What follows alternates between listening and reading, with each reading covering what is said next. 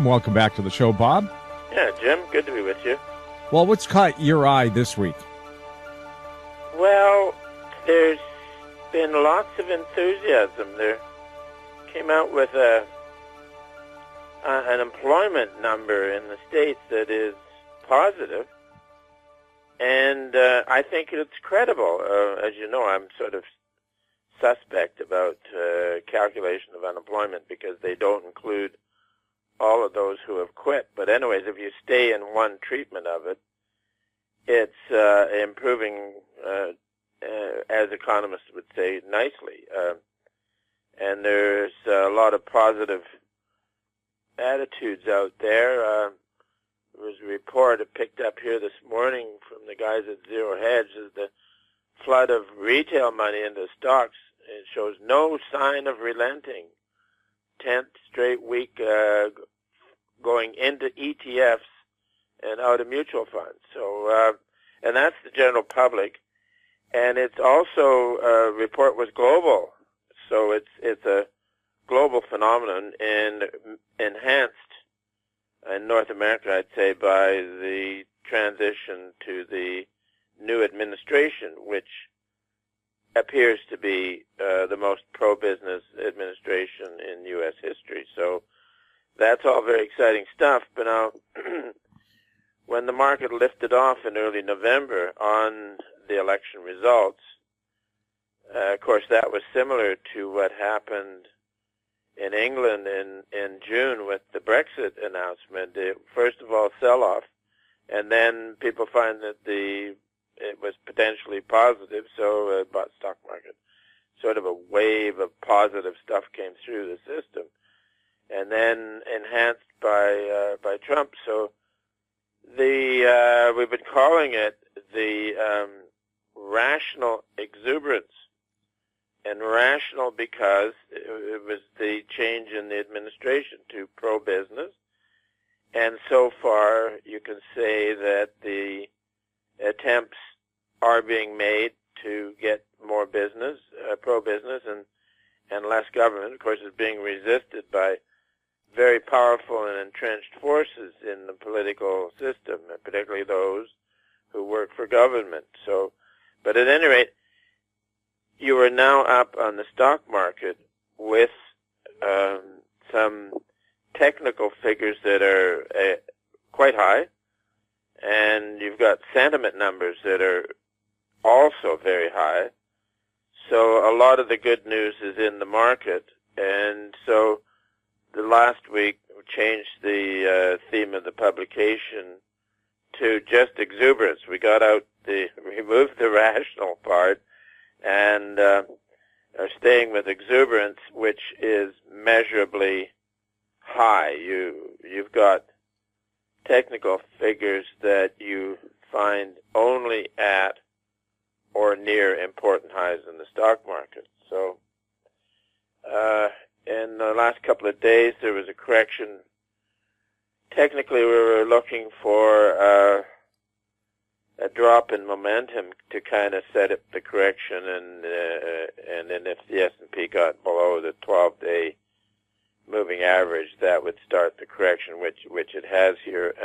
But then, as I said, this employment number is stoking the markets up to the positive side today. But actually, in a couple of trading days, a number of things like base metals index and crude oil came down and went slightly below their 50-day moving averages, which was maybe step one in a developing trend change. The crude market is interesting because we wanted a number of weeks ago, we would like to see the move. We were looking for a rally for crude oil into March, and would like to see it end with a sharp jump. But there's been some distortions in the commitment of traders figures on their positions that were showing that it would have been a negative for the crude market. But hey, I don't care what it sort of went up towards March and then crack and down 5% the other day. So this has got our attention. And Of course, for commodities, you have the problem that the U.S. dollar, on its latest correction, like a couple of months ago, it got up to 103.85, and that's on the DX, and was overbought and corrected down to a level at the 100. And then we were watching for it to build the base like it has at previous lows, and it did. It started to trade at that level, hold it. But the other one, what you wanted with that, would be the 20-week exponential moving average to base as well, which it was doing. So this then set it up. It looked like the base that was built in. It was June 2014, and then same thing against the 20-week EMA, and then it broke out, and it really rallied. So what we have here now was a correction from an overbought. It also fit into a model that we've been using for the dollar index, the correction has, and then now that this is stabilizing it, it's sort of around 102 and staying above the EMA, which is constructive. And if it sort of gets up into the 103s, I think it'll be away, in which case it measures up to 110 or 112. So it'll be a good rally, as in 2014, which then set up and prompted the bear market in crude oil. It fell from the 105 level down to 26 in January a year ago. So and then crude came up to the 50s and is now smartly correcting. So now what can happen on these industrial commodities, which I should say is the base metals also corrected, is that they have to do some technical work here. They've got below their 50-day moving average, which we noted as sort of step one for the change. And they're having a little bounce up here today. So the game between commodities and the U.S. dollar index are getting set up for an extended rise in the dollar and an extended decline in commodity prices. And the bullishness about commodities is quite something. I see them on TV talking about it, and when the commodity bulls get positive, it takes a lot of down before they start to get careful again. So, and did we have some questions? Yes, we do, Bob, and we'll start answering them right after the break. Avon Resources Limited is a gold exploration company with significant projects in British Columbia, Saskatchewan, and the Yukon. Trading on the TSX Venture Exchange, symbol ABN, and the pink symbol ABN-AF. Surrounded by world-class gold deposits and mines, Avon's 23,000 hectares Forest Kerr Gold Project is located in the heart of the Golden Triangle in northwestern BC. For more information, visit us at avonresources.com. I'm Bill McWilliam, president of Cascadero Copper, CCD on the TSX Venture Exchange. Cesium is one of the world's rarest metals with a growing industrial demand. Drilling is underway on our Tehran property in Argentina to prove up a cesium resource. Cascadero's patent-pending leach process has the potential to make Cascadero the lowest cost supplier of cesium in the world. Visit our website, cascadero.com, or phone us at 604-924-5504. Welcome back. We're speaking with Bob Hoye. Bob, one of the questions we received from one of our listeners. Hi, Bob. It wouldn't appear as though the yield curve will invert prior to the next recession. Do you think yield curve inversion is relevant on this cycle? Yeah, the yield curve plays its part by, it can on a lot of the time, the yield curve actually does invert where short rates get higher than long rates. And it's just the way it works, and we've got the yield curve in the U.S. back to something like 1857, and the main conclusion is that with many business booms, and the curve will invert, But you can also have a business expansion reach a maturity and then roll over and go into a recession without the curve inverting. It'll just change and go back to steepening. So we watch it closely, and it's sort of indeterminate right now. The other one, of course, with that is the credit spreads, the difference between high-grade and low-grade bonds. And wow, since, of course, the spreads widened as junk bonds got hit with crude oil crash down into last January. It was a terrific panic to get out of all this stuff. And then the recovery since, and the rally in low-grade bond prices and the narrowing of credit spread has been absolutely outstanding. But it seems to be maxing out here now, so this is something to watch for as well. So any change in the curve and a change to widening in the credit spreads would be a negative for the stock market, but it's an appropriate question.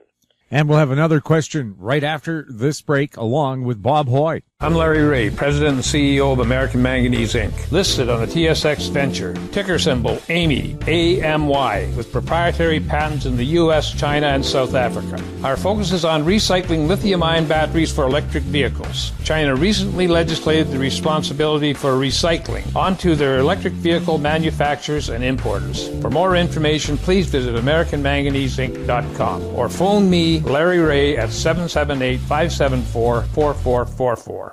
Keep informed. Receive our weekly recap of thought-provoking articles, podcasts, and radio delivered to your inbox for free. Sign up for the HowStreet.com weekly recap on our homepage, HowStreet.com. Welcome back. We're speaking with Bob Hoye. We have another listener question here.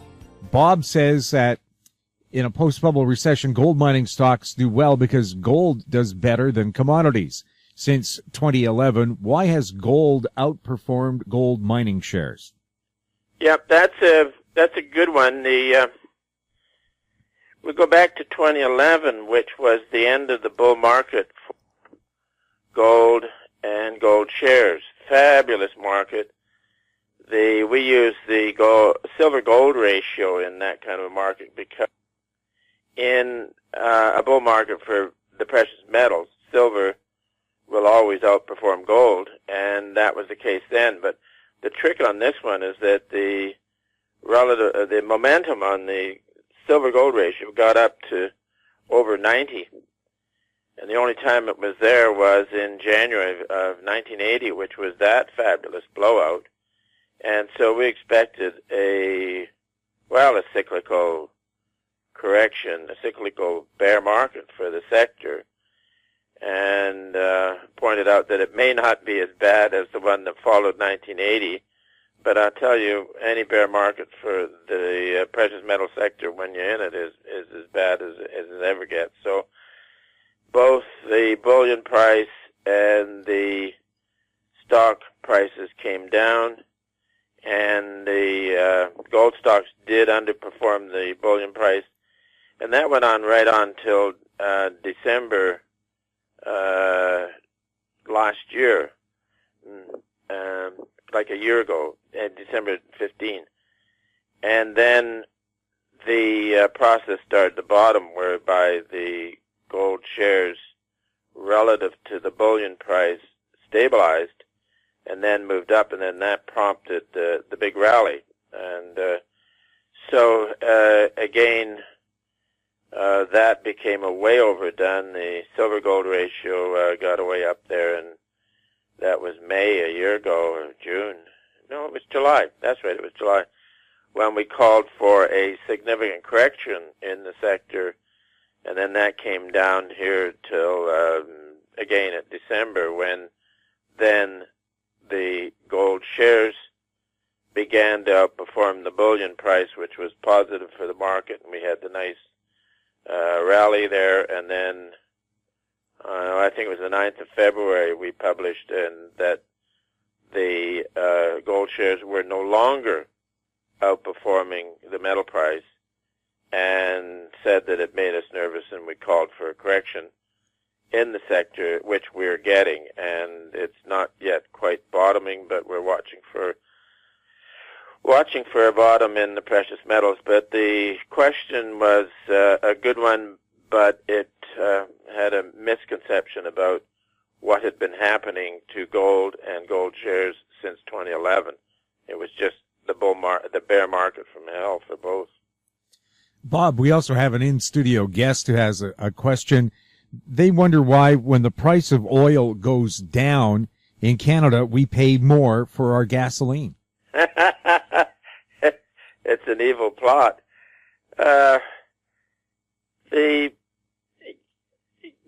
Canada, I don't think, has the huge refining capacity on a relative sense that the United States has. And also Canada may have a higher tax collection on gasoline prices than the U.S. has. But if it's any comfort, gasoline has a shelf life. And whenever the economy slows down, and the growth rates out here are tremendous, but the next slowdown in the economy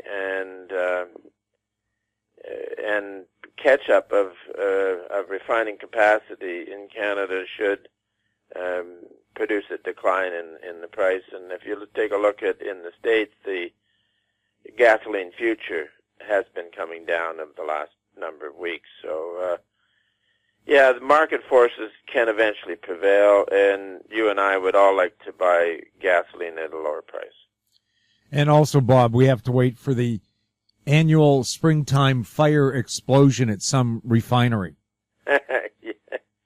As an excuse to boost prices. They got that, the Dakota Access pipeline finally approved, and last week, I think Tuesday, there was a final desperate attempt by the activists to prevent its expansion, the completion, and the judge said no way. So, but the interesting thing about it is that link on the pipeline will be completed, and they expect oils to start flowing next week. And of course, the issue was used by the activists was that there was a small lake there. Maybe some might call it a pond. But how they're getting the construction through there of the pipeline is really quite simple. They bore a tunnel under the lake and then feed the pipeline through, so it doesn't even disturb the lake or the bottom or anything else. So I understand that there was some 10,000 protesters there, and the garbage and mess that they've left behind is a greater threat to the environment than the pipeline. So life is always entertaining, isn't it? Well, without it, it would be boring. Yep. Bob, thank you so much for chatting with us. Yep, Jim, good to be with you, and we look forward to next week. Have a great weekend. You too. My guest has been market historian Bob Hoye. He's the chief investment strategist for institutionaladvisors.com. You're listening to HowStreet.com radio. Find us on Twitter at TalkDigitalNet. You can forward questions to Bob or anybody else here at our extensive staff to info@HowStreet.com. I'm Jim Goddard. Thanks for listening. Comments made on HowStreet.com radio are an expression of opinion only and should not be construed in any matter whatsoever as recommendations to buy or sell any financial instrument at any time.